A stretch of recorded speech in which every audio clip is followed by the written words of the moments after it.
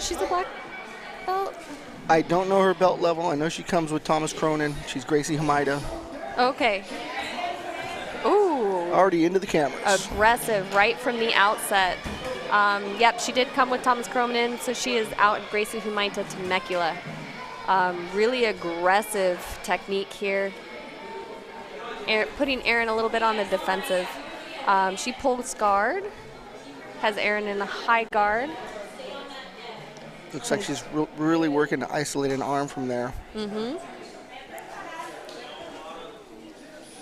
Erin does a good job of keeping those arms up, trying to keep her posture out. And it's a lot slippier in no-gi than it is in gi, so It's a lot easier to slip out of some of these submission attempts, which is what I love. I like that aspect of no-gi. And she's being cognizant of keeping two arms in. Mm-hmm. Once one arm slips out, she's in trouble. So Celeste is probably going to try to work her from closed guard most of this match. It looks like that she's pretty comfortable in this position.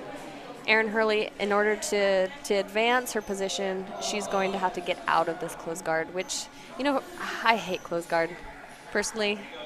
She attacks the arm again. Erin does a great job of defending. Now Celeste has the guard open. It's an opportunity to pass. It is an opportunity to pass. I think maybe she has control over Erin's arm, and Erin's going to try to stuff that foot and maybe do a knee slice on this one side. Got those butterflies looking to sweep. Mm-hmm. You know, I don't know much about Celeste. I don't know what her leg lock game is. But if Erin were to... Oh, Erin is working the smash pass, coming up to half guard, getting that underhook. Really putting a lot of pressure, which is testament to her MMA game, is you're trying to grind your opponent, and which looks like what Erin's trying to do here.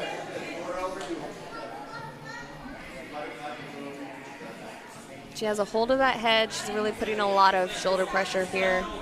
Erin's trying to transition, trying to pass that hook. Celeste is doing a really great job of actually keeping guard retention here.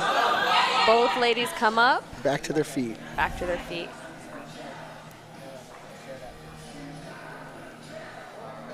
I'd love to see a takedown, which Celeste has some pretty good posture for it. I'm not sure if she's going to quite go for it. I think she'll sit back on her, just right like into her guard. Yeah, you might be right. Seems that's like where she's most comfortable. Erin tries to do a Russian, but it's a little loose here. Celeste is doing a great job of staying in front of her.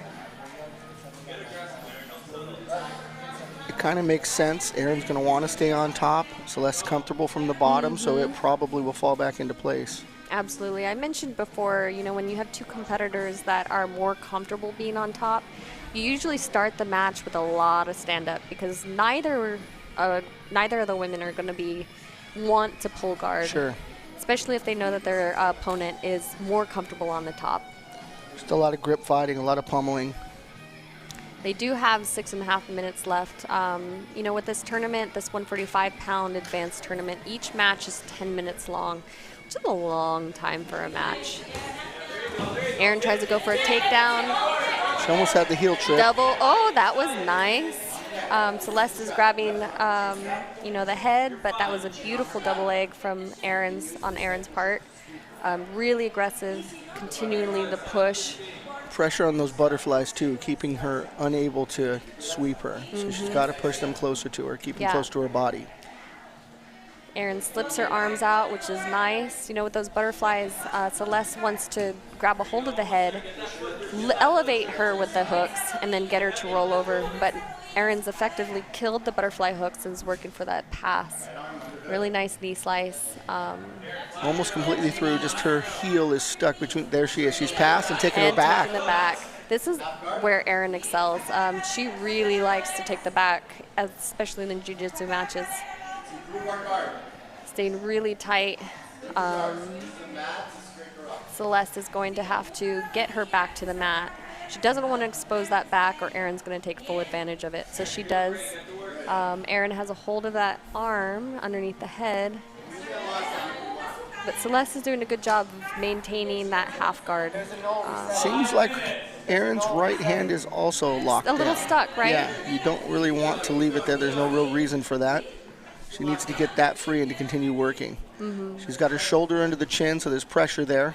Yep, she's working that knee in, that foot in, trying to open those legs, which she does. And she's almost in mount, and then gets caught back up again. So Great guard retention on behalf of Celeste. Really impressive here because Erin she does like to pressure pass, especially lately.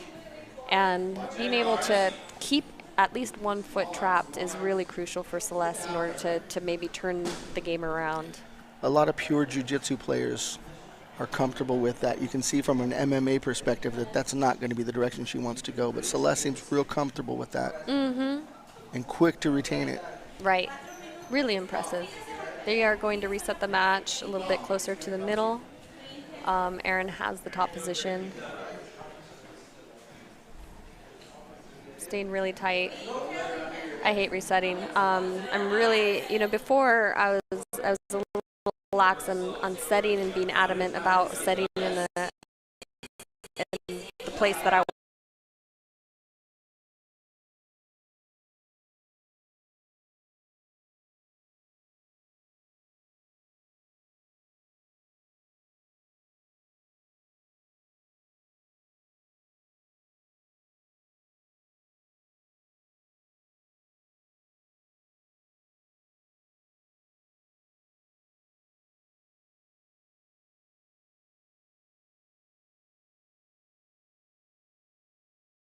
A grip on her wrist as well, so she's making it difficult.